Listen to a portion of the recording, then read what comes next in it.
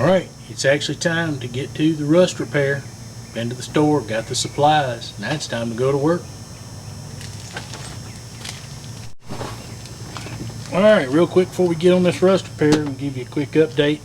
You know, I bought some stuff a while back from Jegs, and my spark plug wires were on back order. So they finally were able to get them, and they came through. And I was actually surprised to see a little 3 words right here: made in USA. This is the 8mm black. These are the power wires from Jegs, and they're for the 302. Still work on the 260, 221, any of them. And that is with the HEI cap, because I'm going with an HEI distributor on this motor. So, 35 bucks, made in the USA. I looked at them earlier. I'll pull them out of the box to see. They are the Jegs logo printed on them, and said 8, and they have 8.0 power wire stamped on them. I pulled them out earlier. They look like they are well made, heavy duty, and I'm pleased. So as long as they carry the fire to the plugs, we'll be good to go. Alright, back to the task at hand. Let's get on this rust. Okay, one of the first things we got to do here, and it's kind of hard to see, but this is the heater box, and it's under the dash and directly under where I need to be working and getting some of my rust encapsulating paint on. So we're going to get in here and pull this heater box out. Not a lot to it, so let's get to unbolting.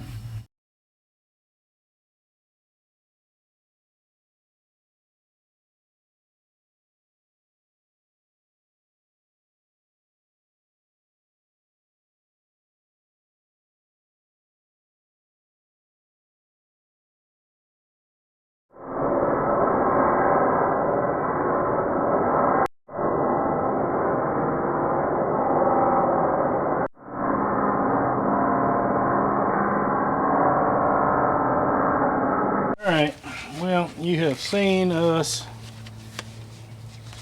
remove the heater box to get access to this point. Now, we've done a little grinding because we've got to do some welding here later. Mainly what I'm going to do now is I'm just going to go ahead, I vacuumed out this area. I have wire brushed it with a little toothbrush wire brush. I didn't want to get a big brush, didn't want to use a power wire brush in these areas because this metal is so thin and is so Swiss cheesed that I was afraid that a power wire brush would catch and tear and make it even harder to repair. So I'm going to go ahead, wipe her down with a little lacquer thinner and get it prepped up, and we're going to hit it with some Pour 15 on the top and the bottom tonight. So hang on, let's get going. We'll get going on that. Alright, well, we have prepped our surface. We've wiped everything down with lacquer thinner. We've gotten all the rust dust off. There shouldn't be any grease or oil in this area. One of the things you need to know about this Pour 15 is whatever it gets on is forever. They make a Pour 15 cleaner or lacquer thinner will get it off while it is still wet. If once Pour 15 dries, it says on its own container, no known solvent will remove Pour 15 once it is dry. So gloves and probably safety glasses would be a good thing. I like to be able to see what I'm doing, so I have to wear my prescription glasses and just be careful. But whatever this gets on, it dries, it's on there forever. So a little bit will go a long way, and I'll show you another trick that a old-time body man told me about this Pour 15, about opening the can after we get this painted up and smeared on. We're going to reach it, start all the way in the back as far as I can reach. The rust really is only where the leaves sat, slightly back from this hole where the leaves weren't at. It's still factory paint back in this hole. So, dab it up. Reach way back there.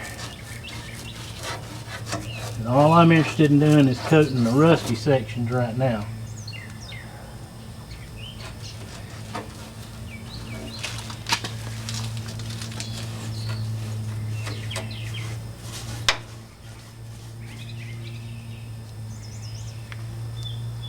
The stuff is strong too. You want to make sure that you're using it inside, that you have plenty of fresh air. Well, gotta be careful. I gotta leave this strip right here because I've got a weld to that. Oh, carried away. I can see it dripping inside there.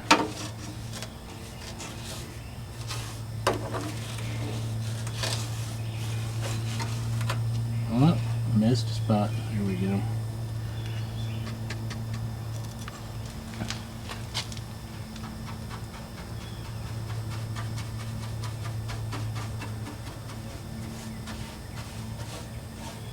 A little bit goes a long way with this stuff. I have to paint myself into a corner here.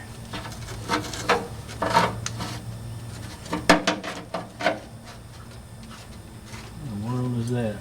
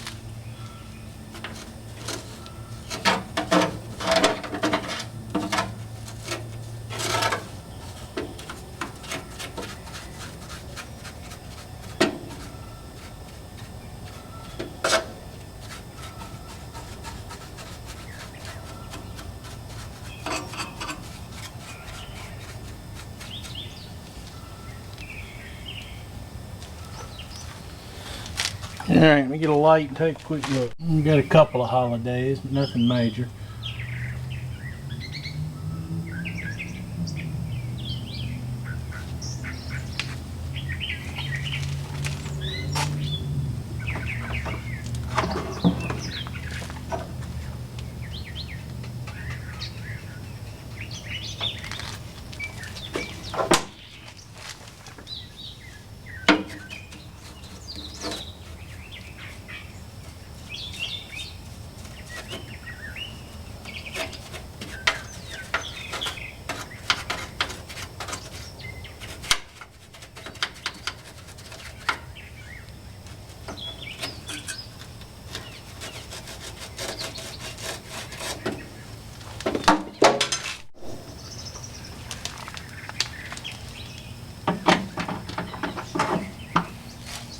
Alright, let's get a little dab more paint and I'll paint the underside.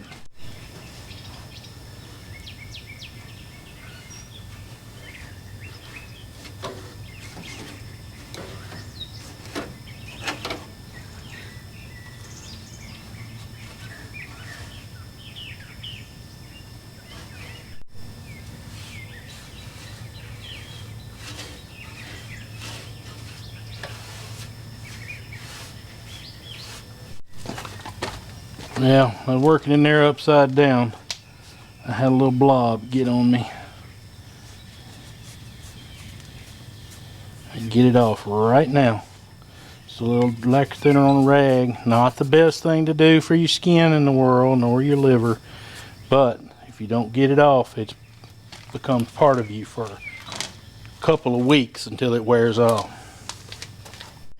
Alright, one of the things I wanted to talk about was your Pour 15 cans. You can buy Pour 15 in the little pint well, I don't even know if these are like half pint cans. They come in a 6-pack. You can buy it in quart size and you can buy it in a gallon. What I have done here is you poke a small hole in the top and a small hole in the side. I take and put heavy duty sheet metal screws in those holes to seal them back up. Take the screws out of the top, take the screw out of the side, and just pour what you need out of the side. This stuff cures with the moisture in the air, okay? Accelerates the cure anyway. So once you've opened this container, if you pop the top off, do not ever pour any back in it. Do not ever thin this stuff. And if you pop the lid off the top and you get any around the rim, you're not going to get that lid back off. It's on there forever. You'll destroy the can trying to get the lid back off. And so by poking a hole in the top and the side, and you just spin the screw out, pour what you need, and put it back on, and that helps prevent it from drying up in the can. Now, on to your brush cleaning. I always just use a little lacquer thinner, and I can usually, not always, but usually I can reuse a brush a couple of times. Now, what I'll do with this mixture of lacquer thinner and pour 15 is find a place on the vehicle and I'll smear it on there. It may be thinned down, but it will do its job. Okay, so say I've got on the kick panel, I'll take and brush inside the kick panel so that I'm not wasting any of this product.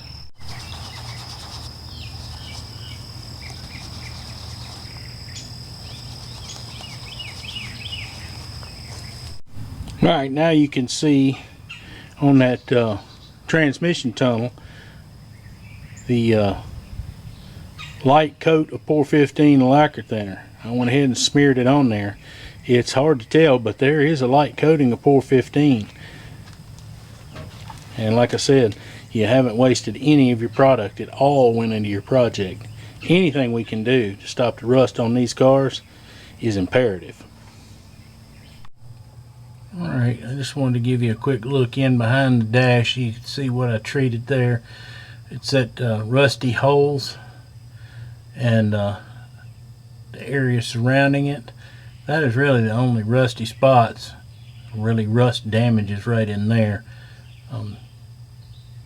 So all that's coated. Now we've got to let it dry.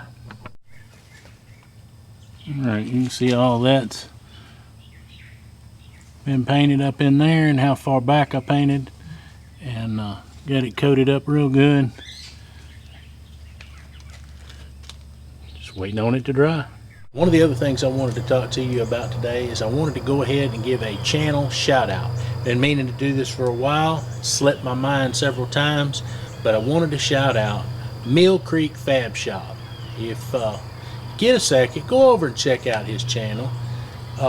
This man was involved in an industrial accident many years ago, and it's kind of been an inspiration for me, somebody with 2 good arms and 2 good legs, to get my tail out here and get back to work on my project. Go on over, check him out, see what he does. I'm not going to tell you any more than that, but I'm going to put a link, I'm going to put a card right up here, and go over and watch some of his videos. He's pretty inspirational and pretty heck of a nice guy. I've reached out to him. We've talked back and forth on Instagram and through Facebook. Heck of a nice guy. Go over and check his stuff out. Now, with all that said, what did we get done on our project today? Well, we did get the heater box out of it. We were able to start scuffing down this rust, getting the flaky stuff off. We got it treated with the pour 15. We have to wait for this to dry before we can take the next step, which will be the pour patch. Pour patch, never used it before, so what I made the decision is I was going to finish up this side and make sure I understood the process with using that pour patch and how I was going to fix this side, and I will duplicate it over there once I'm sure that this over here is going to be okay. Now, with that said, while this paint dries, why don't y'all go out and watch another one of the videos on my channel right now.